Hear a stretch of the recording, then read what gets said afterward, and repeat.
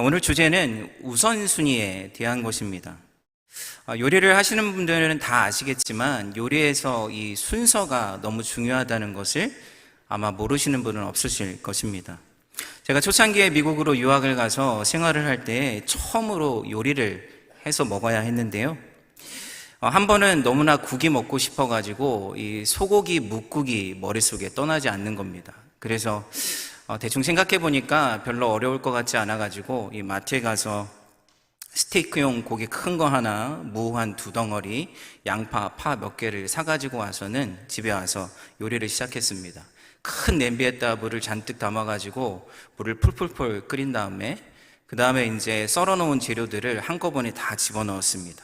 또 양념도 국간장을 넣어야 되는데 진간장, 소금, 설탕, 참기름 한꺼번에 다 집어넣고 그다음에 아무래도 좀 약간 불안해서 맛이 이상할 것 같아서 이 한국인의 만능 양념 있지 않습니까?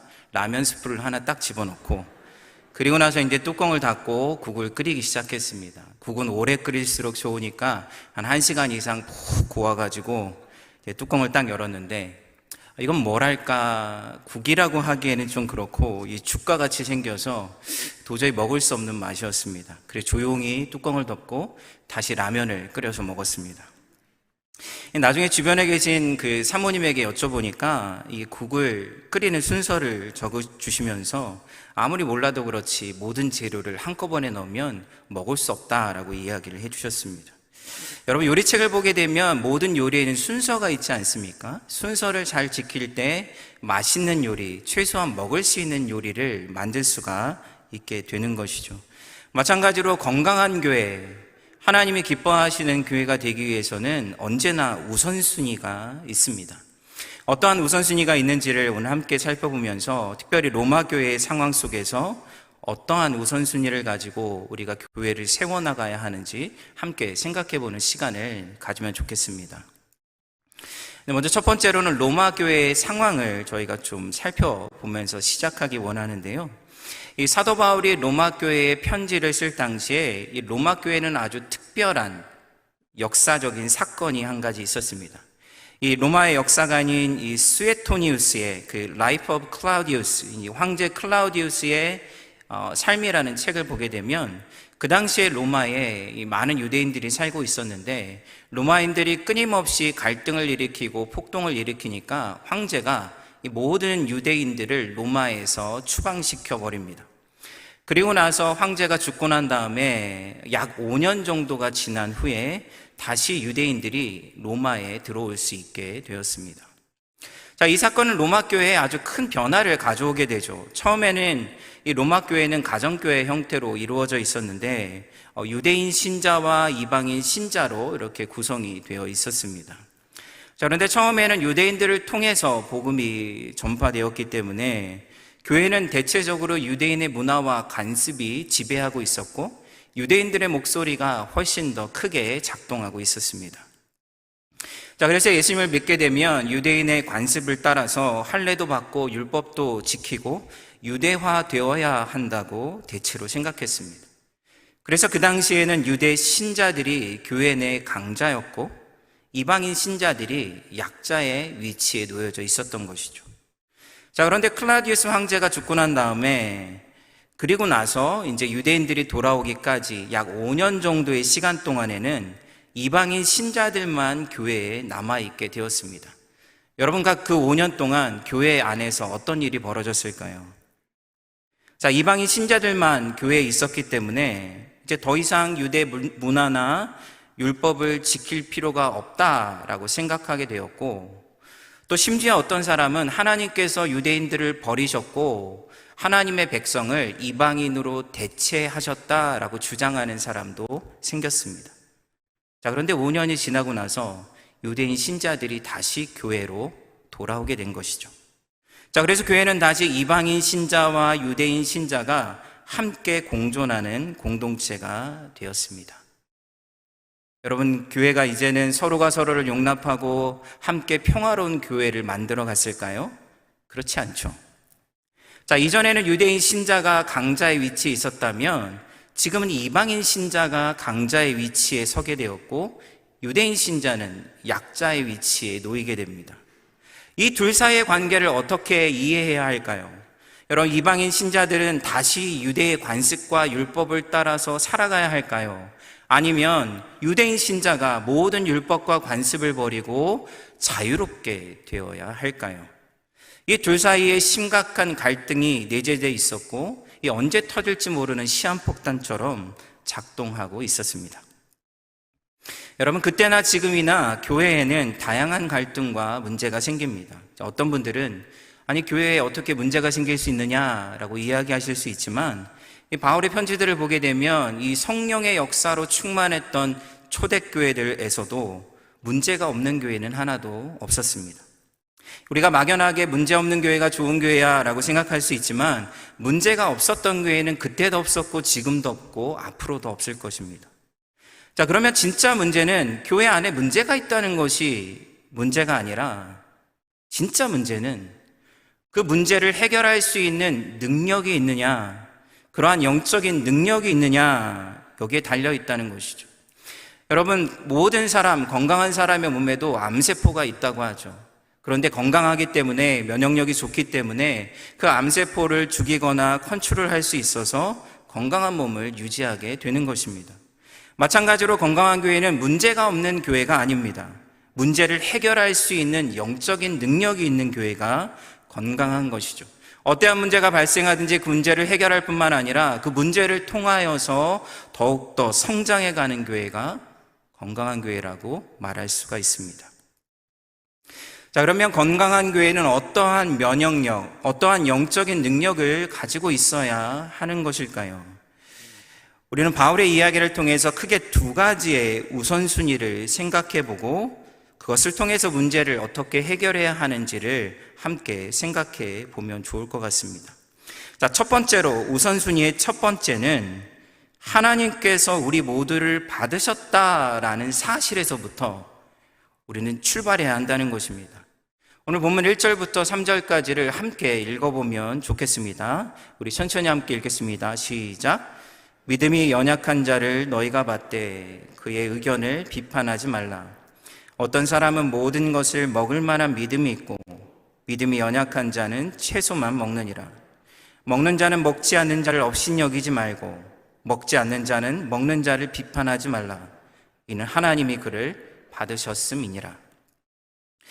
당시 로마 교회가 직면한 문제 중에 한 가지는 먹는 문제였습니다. 교회 안에서 이방인 신자들은 모든 것을 먹을 수 있다고 생각을 했고, 또 반대로 유대인 신자들은 오직 채소만 먹을 수 있다라고 생각을 했습니다. 오늘날이야 채소만 먹는다고 하면 베지테리안이라든지 아니면 다이어트를 하기 때문에 좋은 것이라고 생각할 수 있지만, 그 당시에는 이 먹는 문제가 그냥 단순한 선택의 문제가 아니라 신앙의 문제였고, 신앙을 지키는 문제와 관련되어져 있었습니다. 여러분, 코스코를 가게 되면 한쪽에 이 유대인들을 위한 코셔 제품들이 놓여져 있습니다. 이 코셔는 전통적으로 유대교의 율법에 대한 규정을 준수해서 만들어진 그런 음식들을 지칭하는 것이죠. 이 코셔의 규정을 따르게 되면 이 생선류는 이 비늘과 지느러미가 있는 것만을 먹어야 합니다. 없는 것을 먹으면 안 됩니다. 그래서 문어, 장어, 오징어, 새우, 랍스터 이런 것들은 전혀 먹을 수가 없습니다. 동물 같은 경우에는 굽이 있고 되새김질을 하는 동물만 먹을 수 있는데 소, 양, 염소, 닭, 그런데 돼지는 절대로 먹을 수가 없습니다. 근데 무엇보다도 중요한 게 이 도축하는 방식인데, 이게 요즘에는 윤리적인 문제가 있어서 동물을 이렇게 기절시키고 난 다음에 도축을 하지만, 이 코셔의 방식에 따르면 살아있는 상태에서 목에 날카로운 칼로 혈관을 정확하게 잘라서 최대한 몸 안에 있는 피를 뽑아내야 합니다. 왜냐하면 성경에 피째 먹지 말라고 했기 때문에 모든 피를 쏟아내고 죽이고 난 다음에는 심지어 소금을 뿌려서 남아있는 피까지 제거한 상태에서 먹을 수 있습니다. 이 코셔의 방식에 따르면 기린도 먹을 수가 있는데, 근데 유대인들이 기린을 먹지 않는 이유는 무엇이냐면 랍비들이 이것을 단번에 쳐서 죽일 수 있는 방법을 발견하지 못해서 기린은 먹지 못한다고 합니다. 자, 사정이 이렇다 보니까 유대인들이 여행을 하게 되면 지금도 맥도날드나 버거킹 같은 데서 햄버거를 먹을 수가 없습니다. 햄버거 패티마저도 이 코셔 방식으로 만들어진 재료를 사용해야 하기 때문에 대부분 유대인들은 이스라엘을 떠나는 순간 이 베지테리안처럼 먹고 생활을 해야 합니다. 근데 그때도 그랬다면, 지금도 그랬다면 그때는 얼마나 더 심각했을까요? 이 당시에 로마에 살고 있던 유대인들은 이러한 코셔 방식으로 준비된 고기를 구하기가 어려웠습니다. 대부분은 다 고기들이 제사를 드리고 나서 그것들이 시장으로 나와서 판매가 되었기 때문에 그 당시에 유대인들은 고기를 아예 먹지 않으려고 했고 채식을 하는 사람들이 많았습니다. 유대인 신자들은 평생 동안 이렇게 살아왔습니다. 유대의 음식법을 따라서 살아왔던 것이죠. 근데 교회 공동체에 딱 들어왔더니 거기에는 이방인 신자들이 있는데 이 이방인 신자들은 유대 율법을 아예 모르거나 그러한 방식으로 살아가 본 적이 없는 사람들이죠. 자, 그래서 함께 가정교회처럼 모여서 예배를 드리고 음식을 나누는데 이방인 신자들이 있는 이 유대인 신자들이 있는 교회를 가정교회를 가게 되면 예배를 드리고 음식이 나오는데 이 풀밭으로 가득합니다. 근데 반대로 이방인 신자가 있는 곳에서 예배를 드리고 나면 예배가 끝나고 나서 음식이 나오는데 장어, 문어, 새우, 랍스터, 돼지 수육에 삼겹살, 바비큐까지 이렇게 쫙 차려놓고 나면 여러분 이것을 먹을 수 있을까요? 없을까요? 먹을 수가 없죠. 특별히 돼지고기는 이 유대인들의 역사 속에서 아주 끔찍한 음식이었습니다. 이전에 악한 왕들이 이 유대인들을 잡아다가 불러놓고는 돼지고기를 먹으라고 강요하고 먹지 않는 것을 아니까 그것을 빌미로 엄청난 사륙을 저질렀습니다.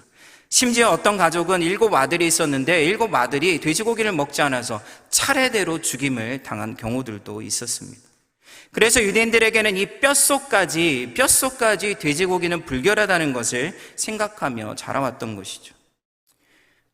저희야 돼지고기를 너무 좋아해서 없어서 못 먹지만 유대인들에게는 전혀 받아들일 수 있는 문제가 아니었습니다.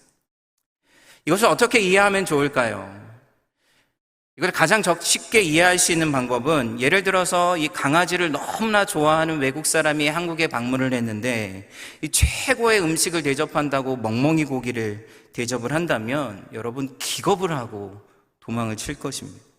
그것을 안 먹는 것은 신앙의 문제라기보다 문화의 문제일 수 있는데 그것을 신앙의 문제로 믿음이 약하다고 이야기하면서 비난한다면 얼마나 황당했겠습니까? 여러분 당시 로마 공동체 안에는 이러한 문제가 큰 갈등을 일으키고 있었습니다. 3절의 말씀을 보게 되면 먹는 자는 먹지 않는 자를 업신여기지 말고 먹지 않는 자는 먹는 자를 비판하지 말라. 이는 하나님이 그를 받으셨습니다. 그러니까 어떤 것이나 먹을 수 있었던 이방인 신자들은 유대인 신자들을 업신여겼죠. 하나님이 너희를 자유케 하셨는데 왜 아직까지도 그러고 사느냐? 우리가 너네 때문에 그것을 먹지 못해도 되겠느냐? 강요하고 조롱했습니다. 반대로 유대인 신자들은 이방인 신자들을 비난했습니다. 너희들이 믿는 예수가 유대인이고 예수님조차도 율법을 지켰는데 어떻게 너희들은 지키지 않을 수 있느냐? 너희들은 경건하지 못하고 불결하고 세속적인 신자들이다. 여러분이 이 공동체 안에 있었다면 여러분들은 어떻게 하셨을까요? 이러한 갈등이 생기면 조용히 갈라서면 되는 것입니까? 제가 미국에서 처음 공부를 할 때 외국인 교회들을 좀 경험하고 싶어서 한동안은 외국인 교회들을 탐방을 한 적이 있습니다. 다양한 교회들을 가봤는데 참 신기하게도 어떤 교회를 가면 백인들만 있고 어떤 교회를 가면 흑인들만 있었습니다. 제가 같은 수업을 듣는 친구에게, 백인 친구에게 물어봤습니다. 아니 그래도 이게 뭐 서로 따로 예배를 드리는 것은 좋지만 그 정도의 차이지 어느 정도는 섞여 있어야 맞는 것이 아니냐, 뭐 언어가 다른 것도 아니고 그래도 어느 정도는 섞여서 예배를 드려야 하는 것이 교회가 아니냐라고 물어봤습니다. 근데 그 친구의 대답이 편하다는 것이죠. 왜냐하면 여러분 흑인들이 예배를 드리면 너무 찬양도 오래 하고 신나게 춤을 추면서 찬양을 하고 예배가 시끄러워서 너무 불편하다는 것입니다. 그런데 반대로 흑인 친구에게 물어봤더니 백인들이 예배를 드리는 모습을 보니까 마치 장례식장과 같다는 거예요. 어떻게 하나님을 찬양하는데 기쁨도 없고 즐거움도 없고 신남도 없이 하나님을 그렇게 예배할 수 있느냐라고 이야기를 했습니다. 서로 불편하니까 편하게 예배를 드리면 된다는 것이죠. 서로 불편하고 서로 의견이 다르면 서로 편안하게 헤어지는 것이 교회 공동체일까요? 여러분, 이런 논리를 따르면 이제 로마 교회 공동체는 서로의 편안함이 기준이 되어서 이제는 이방인 교회와 유대인 교회가 서로 나뉘어져서 각자의 공동체를 이뤄가야 하는 것입니다. 자, 그런데 사도 바울은 이 문제를 두고 전혀 예상하지 못했던 대답을 우리에게 해주고 있습니다. 다시 본문으로 돌아가서 3절, 4절, 7절, 8절을 우리 같이 한번 읽어보도록 하겠습니다. 자, 시작. 먹는 자는 먹지 않는 자를 업신여기지 말고 먹지 않는 자는 먹는 자를 비판하지 말라. 이는 하나님이 그를 받으셨습니다. 남의 하인을 비판하는 너는 누구냐? 그가 서 있는 것이나 넘어지는 것이 자기 주인에게 있음에 그가 세움을 받으리니 이는 그를 세우시는 권능이 주께 있음이라. 우리 중에 누구든지 자기를 위하여 사는 자가 없고 자기를 위하여 죽는 자도 없도다. 우리가 살아도 주를 위하여 살고 죽어도 주를 위하여 죽나니 그러므로 사나 죽으나 우리가 주의 것이로다. 자, 바울은 여기서 공동체의 갈등을 해결하는데 서로를 비판하거나 업신여기지 말고 먼저 이것을 기억하라고 이야기합니다. 그것이 무엇입니까? 우리 모두는 다 주께 속해 있다는 것이죠. 주님께서 우리 모두를 받으셨다는 겁니다.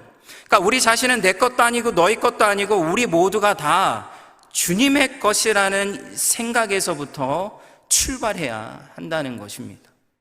여러분, 주께서 받으셨다, 우리가 주의 것이다 라는 의미는 우리가 단순히 구원을 받았다는 의미가 아닙니다. 그것을 뛰어넘어서 우리가 받은 구원의 내용이 무엇이고 더 나아가서 이 구원이 가지고 있는 이 종말론적인 지평 안에서 우리가 관계를 맺는다는 것이 도대체 어떠한 의미를 갖고 있느냐, 이것을 생각해야 된다는 것이죠. 여러분, 먼저 우리는 구원을 어떻게 받았습니까? 우리는 전적인 은혜로 받았습니다. 전적인 은혜로 받았다는 것은 하나님이 보시기에 우리가 뭔가 조금 다른 사람보다 가진 것이 있어서, 우리가 뭔가 조금 다른 사람보다 나은 것이 있어서, 우리의 성격이 낫든 뭐가 낫든 뭔가 하나님이 보시기에 쓰실 만한 것이 있어서 우리를 구원하셨다는 뜻이 아닙니다. 우리의 구원은 하나님의 전적인 자비하심으로 하나님의 완전한 긍휼을 통하여서 우리가 구원을 얻게 되었다는 것이죠.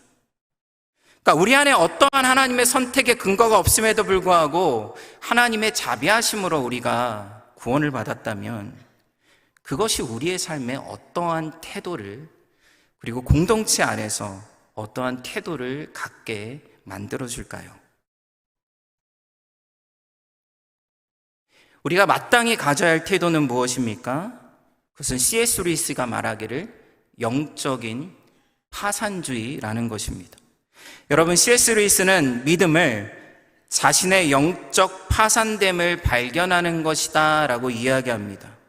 이 순전한 기독교라는 책에서 이것을 설명하는데 뭐라고 설명하냐면, 우리가 하나님 앞에 있다는 것을 알아볼 수 있는 진짜 시금석은 내가 나 자신에 대해서 완전히 잊고 있느냐, 또는 나 자신을 하찮고 더러운 존재로 여기느냐 하는 것이다. 자신이 완전히 파산했다는 사실을 발견하기 전까지는 하나님과 올바른 관계를 시작할 수 없다. 여러분, 완전히 파산했다는 마음, 그 마음이 어떠한 것입니까? 우리에게는 내세울 만한 것이 하나도 없고 전적으로 하나님이 우리를 이끄시는 대로 살아가겠다는 마음인 것이죠. 그래서 그러한 마음은 완고하게 자기를 내세우지도 않고 하나님과 사람 앞에서 가난한 마음을 갖는 것입니다.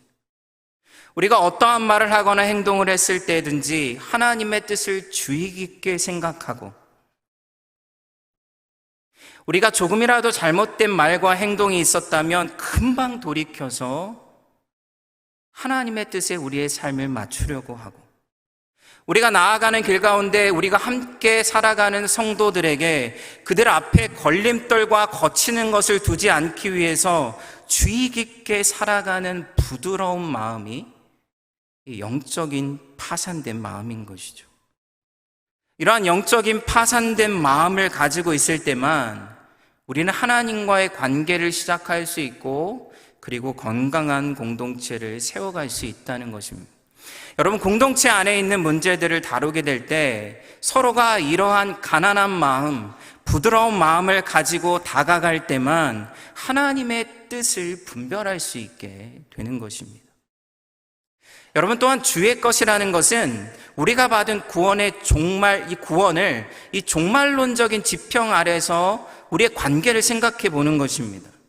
오늘 바울은 본문에서 아주 흥미로운 이야기를 하나 하고 있습니다. 우리 10절부터 12절까지 말씀을 같이 한번 읽어보도록 하겠습니다. 시작. 내가 어찌하여 내 형제를 비판하느냐? 어찌하여 내 형제를 업신 여기느냐? 우리가 나 하나님의 심판대 앞에 서리라. 기록되었을 때 주께서 이르시되 내가 살았노니 모든 무릎이 내게 꿇을 것이요 모든 혀가 하나님께 자백하리라 하였느니라. 이러므로 우리 각 사람이 자기 일을 하나님께 짓고 하리라. 형제를 비판하고 형제를 업신여기면 하나님의 심판대 앞에 서리라. 여러분, 이 말은 우리가 우리의 구원을 다시 하나님의 심판대 아래서 판단받는다는 이야기가 아닙니다. 이것은 하나님께 우리의 행위를 해명해야 된다는 이야기입니다. 우리가 드라마 같은 것을 보게 되면 종종 이런 이야기가 등장을 합니다. 어떤 사람이 회사에 말단 사원으로 입사를 했는데 이 사람이 되게 어눌하고 가진 것도 없어 보이고 능력도 별로 없습니다. 근데 주변에 있는 사람들이 왕따를 시키고 어려운 일만 골라서 이 사람에게 다 시키는 것이죠. 그래도 동료 중에 한 사람은 착한 사람이 있어서 몰래 옆에서 도와주기도 하고 위로도 해주고 다른 사람 욕도 같이 해주고 했습니다. 그런데 나중에 알고 보니까 이 사람이 회장님의 아들이었던 것이죠. 그러니까 회장님이 이 바닥부터 경험을 하게 해주려고 모두를 속이고 이 말단 사원에서부터 시작하도록 시킨 것입니다. 여러분, 나중에 그 사실을 알게 되었을 때 이 괴롭혔던 사람들은 어떤 마음을 갖게 될까요? 그걸 전문적인 용어로 완전히 세댔다라고 이야기할 수 있습니다. 여러분, 반대로 옆에서 도와주고 위로했던 사람은 어떤 마음을 갖게 될까요? 복권에 당첨된 듯한 마음을 갖게 되겠죠. 그러니까 사도 바울이 지금 이 이야기를 하는 것은 이러한 마음을 가지고 서로가 서로를 대해야 한다는 것입니다. 우리가 하나님 앞에 서게 되었을 때에 우리가 교회 안에서 미워하고 배척하고 나누고 나쁘게 말했던 모든 것들을 하나님 앞에서 해명해야 한다는 것이죠. 왜냐하면 우리가 넘어지게 하고 상처받게 한 그 형제와 자매가 하나님께 속한 자들이기 때문입니다. 여러분, 우리가 다른 사람을 몰래 험담하다가 막상 그 사람이 우리가 그랬다는 사실을 알게 되면 너무 당황스럽고 창피하지 않습니까? 사람 앞에서도 그런데 하나님 앞에서 하나님이 우리의 마음을 숨김없이 드러내시고 우리가 행했던 모든 행동을 해명하라고 요청하실 때 우리는 얼마나 부끄러울까요? 여러분, 마틴 루터는 교회를 거룩한 죄인들의 모임이라고 이야기했습니다. 이 전적인 은혜로 구원을 받아서 하나님이 너희들이 참 거룩한 존재가 되었다라고 선언을 해주긴 하셨지만 그러나 우리는 여전히 죄인들이라는 것이죠. 그런 죄인들이 모여서 씨름을 하는 공동체이기 때문에 교회 안에서는 문제가 생기고 위기가 생기고 어려움이 찾아올 수 있습니다. 그런데 그러한 상황 가운데서 우리의 정체성을 잃어버리지 않을 때 우리가 영적으로 완전히 파산했고 하나님의 전적인 은혜로 하나님의 자녀가 되었고 우리 모두는 다 하나님의 것이고 하나님 앞에서 우리의 행위를 해명해야 된다는 것을 기억하고 서로를 대하면 공동체는 건강하게 세워져 갈 수 있다는 사실입니다. 여러분, 두 번째 우선순위는 무엇이냐면 사랑으로 행하는 것인지를 먼저 점검해야 한다는 것입니다. 우리 13절과 15절 말씀을 같이 한번 읽어보도록 하겠습니다. 시작. 그런즉 우리가 다시는 서로 비판하지 말고 도리어 부딪힐 것이나 거칠 것을 형제 앞에 두지 아니하도록 주의하라. 만일 음식으로 말미암아 내 형제가 근심하게 되면 이는 내가 사랑으로 행하지 아니함이라. 그리스도께서 대신하여 죽으신 형제를 내 음식으로 망하게 하지 말라. 그러니까 형제를 비판하고 넘어지게 하고 근심하게 하는 것이 왜 문제가 되는 것입니까? 그것은 사랑으로 행하는 행위가 아니기 때문이라는 것이죠. 여러분, 왜 그리스도인들은 사랑이 행동의 동기가 되어야 되고 사랑이 목적이 되어야 하는 것일까요? 그것은 하나님의 나라는 사랑의 원리로 움직이는 나라이기 때문입니다. 이 프랑스의 실존주의 철학자인 장폴 사르트르가 이 초기에 쓴 이 희곡 작품이 하나 있습니다. 그것이 이제 출구 없는 방, No Exit이라는 희곡입니다. 이 굉장히 재밌는 희곡인데 여기에 3명이 등장을 합니다. 1명은 남자이고 2명은 여자입니다. 자, 이 세 사람이 모두 죽어서 지옥의 한 방에 갇히게 되는데 그 방에는 창문도 없고 거울도 없고 나갈 수 있는 출구도 없습니다. 아니, 어떻게 왜 이 세 사람이 지옥의 방에 들어오게 되었을까요? 이제 처음에는 자기들을 숨기고 서로를 지켜봅니다.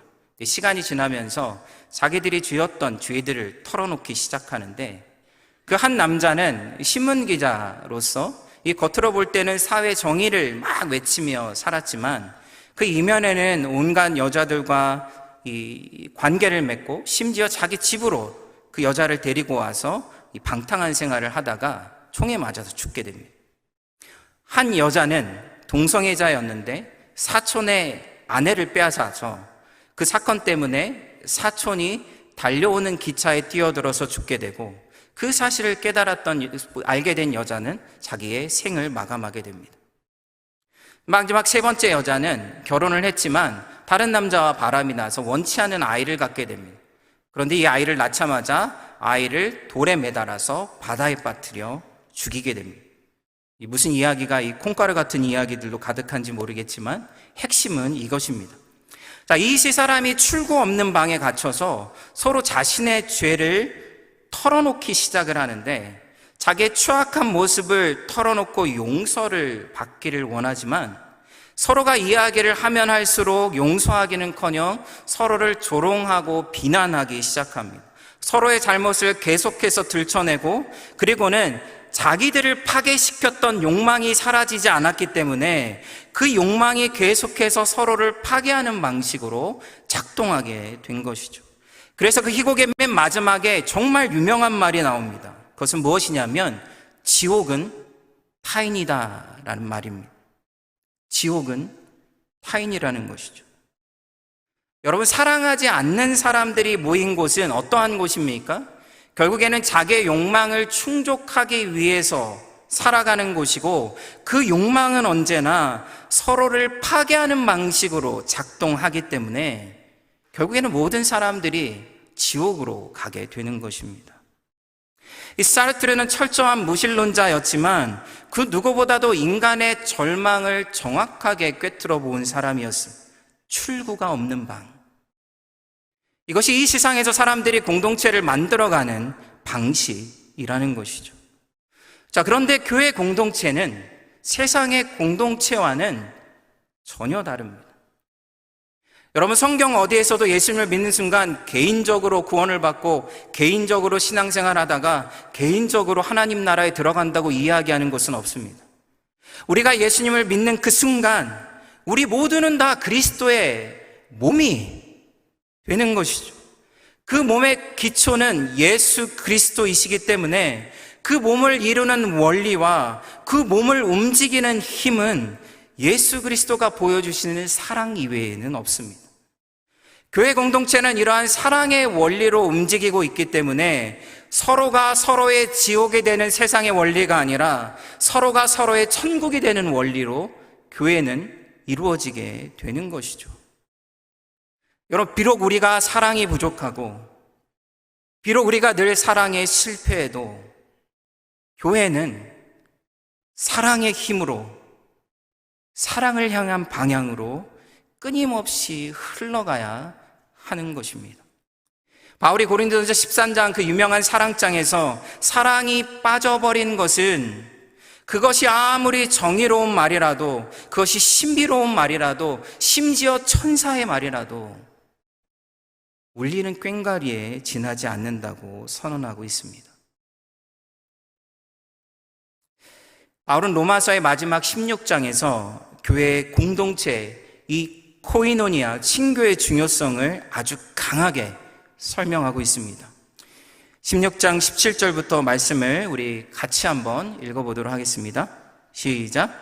형제들아, 내가 너희를 권하노니 너희가 배운 교훈을 거슬러 분쟁을 일으키거나 거치게 하는 자들을 살피고 그들에게서 떠나라. 이 같은 자들은 우리 주 그리스도를 섬기지 아니하고 다만 자기들의 배만 섬기나니 교활한 말과 아첨하는 말로 순진한 자들의 마음을 미혹하느니라. 너희의 순종함이 모든 사람에게 들리는지라. 그러므로 내가 너희로 말미암아 기뻐하노니 너희가 선한 데 지혜롭고 악한 데 미련하기를 원하노라. 평강의 하나님께서 속히 사단을 너희 발 아래에서 상하게 하시리라. 우리 주 예수의 은혜가 너희에게 있을지어다. 자, 분쟁을 통해서 교회 공동체의 친교를 무너뜨리고 서로를 넘어지게 하는 것은 그리스도를 섬기는 것이 아니라 사단의 역사에 동참하는 것이라고 말하고 있습니다. 여러분, 너무 무서운 말 아닙니까? 그러나 너무 당연한 말이죠. 우리가 믿음으로 그리스도의 몸이 된다면 그것은 친교를 무너뜨리는 것은 성령의 역사가 될 수 없는 것입니다. 그래서 사도 바울은 너희 믿음이 강한 자들아, 너희 약한 자들아, 서로가 용납함으로 사랑으로 서로의 차이와 다름을 야기시키는 모든 문제를 극복하라고 요청하고 있는 것이죠. 성령이 폭포수와 같이 하늘로부터 그리스도의 사랑을 너희에게 부어주시나니 그 사랑으로 모든 사단의 역사를 짓밟아 버려라 라고 간청하고 있는 것입니다. 여러분, 신앙생활을 하면서 이 교회 공동체가 함께 이루어 가야 할 친교의 중요성을 알지 못한다면 그것은 복음도 선교도 잘못 이해하고 있는 것입니다. 짐 왈리스라는 이 미국의 유명한 신학자이자 정치 활동가가 있는데 그분이 쓴 글을 한번 제가 읽어드리도록 하겠습니다.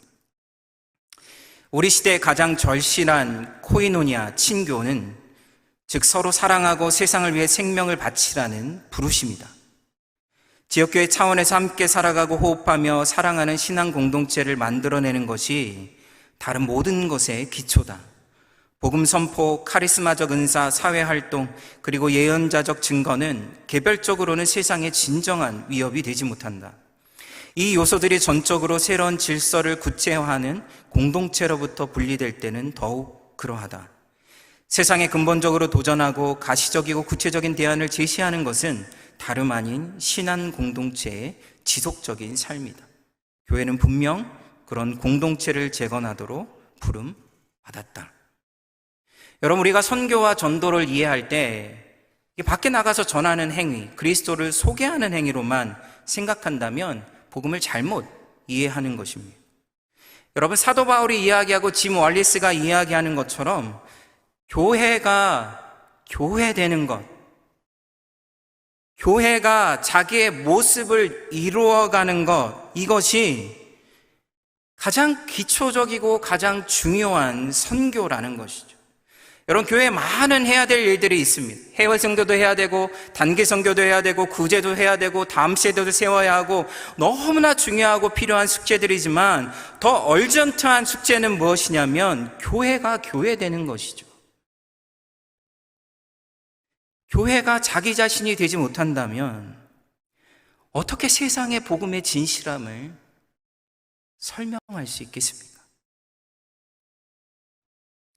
여러분, 제가 미국과 밴쿠버를 거쳐서 토론토에 오기까지, 토론토의 사역까지 한 20년 가까이를 사역을 해오고 있습니다. 그 중에서 큰빛교회가 가장 건강한 교회입니다. 여러분, 왜 큰빛교회가 건강한지 아십니까? 그것은 이 큰빛교회를 이끌어가는 우리 장로님들, 우리 권사님들, 안수 집사님들, 목자, 목녀들, 이 공동체의 친교를 위해서 자기를 끊임없이 희생하면서 교회를 세워 오셨기 때문입니다. 여러분, 이러한 건강함이 얼마나 큰 축복인지 모릅니다. 사도 바울은 에베소서에서 모든 겸손과 온유로 하고 오래 참음으로 사랑 가운데 서로를 용납하고 평안에 매는 줄로 성령이 하나 되게 하신 것을 힘써서 지켜라. 여러분, 힘써서 지키라는 것은 그것은 우리가 해야 할 책임이고 그것은 우리의 부르심이기 때문입니다. 결론을 내리도록 하겠습니다. 우리 여러분들이 잘 알고 계시는 헨리 나우엔이 하버드에서 교수 생활을 하다가 그만두고 우리 리치몬드 힐에 있는 이 데이브레이크 공동체에 장애인 공동체로 들어오게 됩니다. 거기서 이제 장애인들과 함께 생활을 하게 되는데 이 헨리 나우엔이 돌보게 된 장애인이 25살짜리 청년 아담이라는 청년이었습니다. 이 청년은 말도 못하고 옷도 못 입고 벗지도 못하고 남의 도움이 없이는 먹지도 못하는 청년이었습니다. 어렸을 때부터 심한 간질이 있어서 매일같이 아주 독한 약을 먹는데도 거의 매일 심한 발작을 일으켜야 했습니다. 여러분, 이 청년을 돌보기 위해서 많은 사람들이 함께 하지만 그저 하루하루 살도록 도와주는 것이 전부이죠. 이 세상적인 눈으로 보면 어떤 생산적인 일도 어떤 유익한 일도 사실은 하는 것이 보이지 않는 사람입니다. 그저 하루하루를 살아가도록 도와주는 것이 전부이죠. 근데 헨리 나우엔이 이 청년과 함께 생활을 하면서 생각하지 못했던 놀라운 영적인 선물을 받게 됩니다.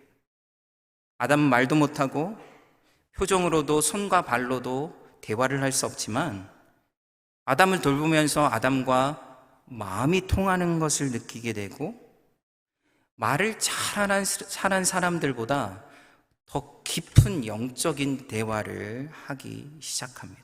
그러면 어떻게 그럴 수 있을까요? 어떻게 말을 잘하는 사람보다 더 깊은 영적인 대화를 이룰 수 있을까요?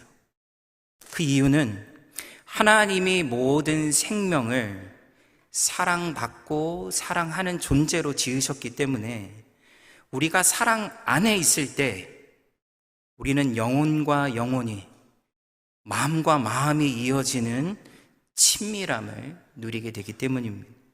여러분, 그래서 사람은 세상의 어떤 업적이나 성과나 명예나 능력이 아니라 사랑이 사람의 본질이며 그 사랑을 통해서만 우리는 온전한 공동체를 이룰 수 있게 되는 것입니다.